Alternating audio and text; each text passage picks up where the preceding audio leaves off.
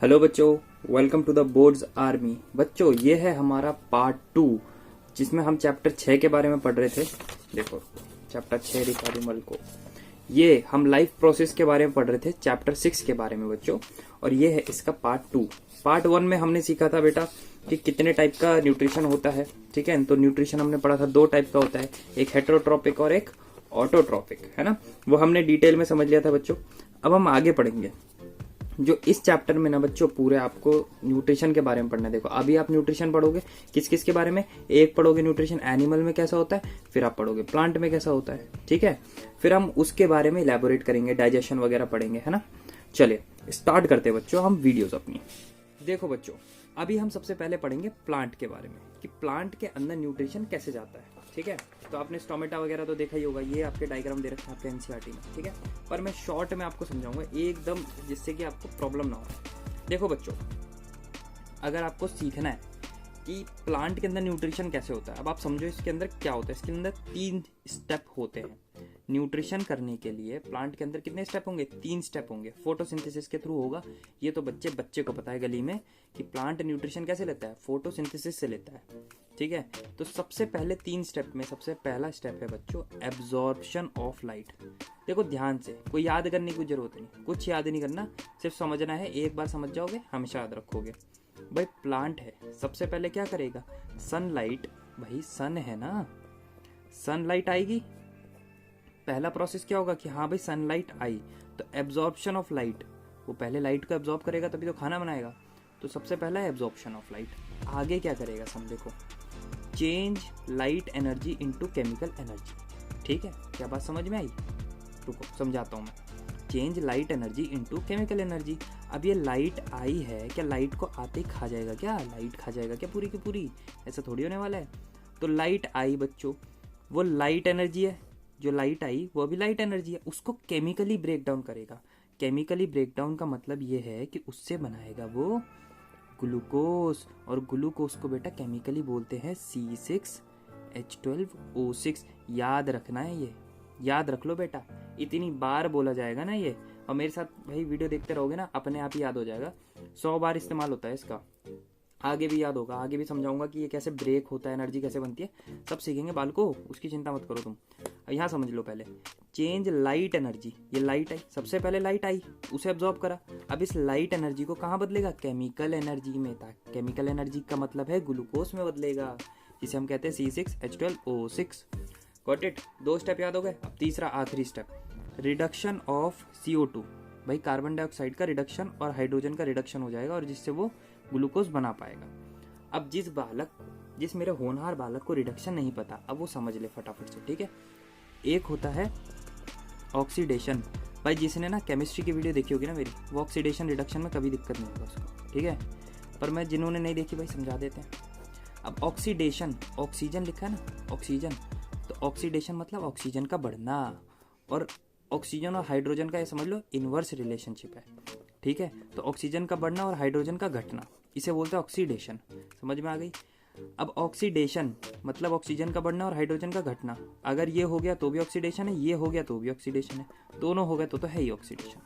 Reduction, oxygen का reduce हो जाना, ऑक्सीजन का रिड्यूस हो जाना इज रिडक्शन।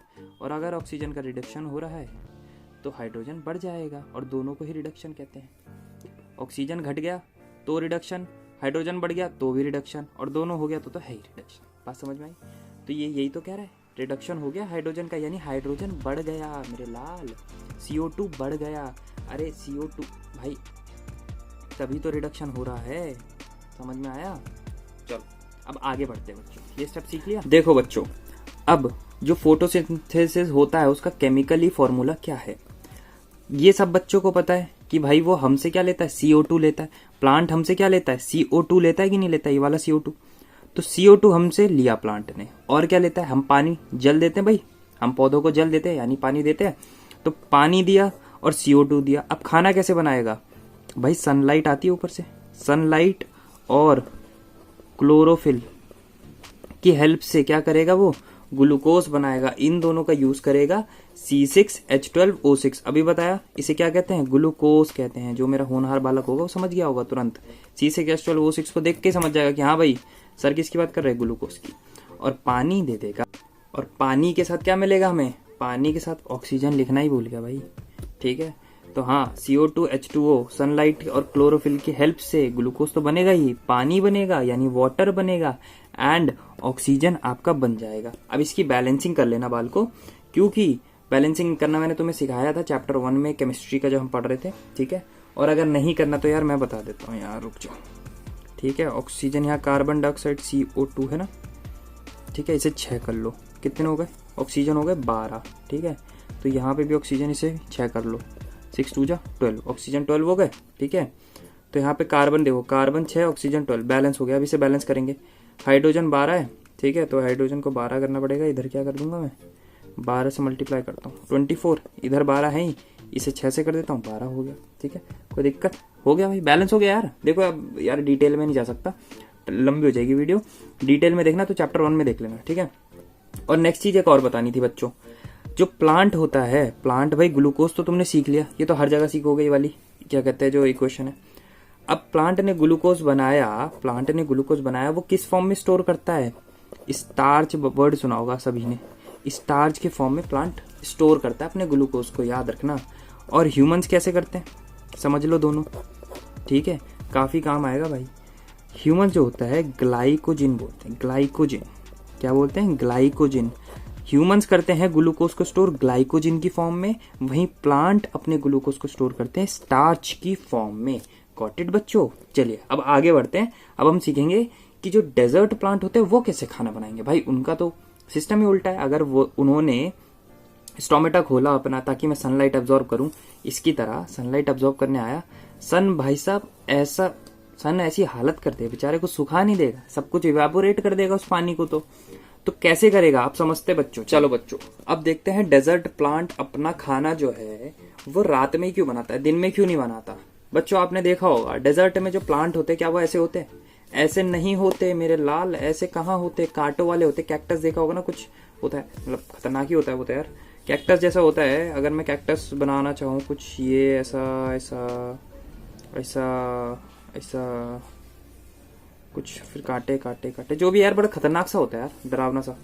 तो मैं ये कह रहा हूँ वहां पे तो पत्ती नहीं होती कैक्टस में, कांटे क्यों होते हैं? तो वैसे ही अगर हम नॉर्मल देखें, जो हरी भरी जगह है, मान के चलो अपना नॉर्मल टेम्परेचर है, वहां पे ऐसे होते हैं, पर डेजर्ट में ऐसे होते हैं, क्यों होते हैं? अब समझो, जो डेजर्ट प्लांट होता है ना बच्चों, अगर वो दिन में मतलब अपना स्टोमेटा खोलेगा ताकि वो लाइट एनर्जी को एब्जॉर्ब कर सके, तो बाल को पता है क्या होगा, वो सारा ना वाटर इवेपोरेट कर लेगा, H2O ही ले जाएगा, सारा सूख जाएगा प्लांट, ठीक है। तो ताकि ऐसा ना हो, तो प्लांट्स आर वेरी इंटेलिजेंट बच्चों, ठीक है। वो ऐसा नहीं कि कुछ भी हो जाएगा, वो जिंदा रहना जानते हैं बहुत अच्छे से। तो वो कैसे बनाएंगे आप समझो, वो रात में बनाएंगे खाना। और रात में कैसे बनाएंगे, क्योंकि सनलाइट तो है नहीं। तो स्टेप 1 समझो बच्चों, stomata open at night. Stomata कब होगा? रात को खुलेगा। और रात को खुलेगा तो क्या होगा भाई? मैलिक एसिड बनाएगा, रात को मैलिक एसिड बनाएगा वाटर से। रात में जो पानी होता है ना बच्चों, ओस गिरती है ना वहां पे। अब रात में ओस गिरती है, रात में बहुत ठंडा होता है डेजर्ट, ठीक है, और दोपहर में बहुत ज्यादा हीट होती है वहां पे, तो मैलिक एसिड बनाता है वो, ठीक है, H2O से। अब वो क्या करता है, जब वो मैलिक एसिड बन जाता है, वो दिन में क्या करेगा, उस मैलिक एसिड से ना मॉर्निंग में ही वो सनलाइट तो आती है दबा के, तो क्या होगा, मैलिक एसिड से सनलाइट जैसी मैलिक एसिड पे पड़ेगी और तब वो बना लेगा अपना ग्लूकोज। क्या बना लेगा? ग्लूकोज। और ग्लूकोज को हम क्या कहते हैं? C6H12O6। समझ में आया? बाल को बार बार बोलना है, C6H12O6 याद हो जाएगा, कैसे नहीं होगा, ठीक है। तो समझ गए स्टेप क्या है। स्टोमेटा खुलेगा, दिन में मैलिक एसिड बनाएगा वाटर से, और वाटर से बनने के बाद क्या होगा, सनलाइट की हेल्प से वो ग्लूकोज बना देगा। और यहाँ पे आपका कहानी खत्म होती है प्लांट की। अब हम पढ़ेंगे ह्यूमन के बारे में ना, ह्यूमन कैसे डाइजेशन करता है, हम कैसे डाइजेशन करते हैं, खाना खाते हैं, प्रोटीन क्यों चाहिए होता है, कार्बोहाइड्रेट वगैरह वगैरह पढ़ेंगे। वो हम पढ़ेंगे नेक्स्ट पार्ट में। पार्ट हमारा 3rd में बड़ा इंटरेस्टिंग होगा बच्चों, क्योंकि पार्ट 2 में बनाऊंगा तो बहुत लंबी वीडियो हो जाएगी। ओके चलिए। और ना यार एक चीज समझ लो, ये ना भाई लाइक और शेयर करने में, जैसे अब तुम सब्सक्राइब करोगे ना तो तुम्हारे घर से पैसे नहीं जाएंगे। एक इंटरेस्टिंग बात है कि अगर आप सब्सक्राइब कर दोगे ना चैनल, तो इसका मतलब ये नहीं कि तुम भाई गरीब हो जाओगे या पैसे कोई चुरा लेगा तुम्हारे घर से। कर दिया करो भाई, कर दिया करो, सब्सक्राइब करो चैनल जल्दी से।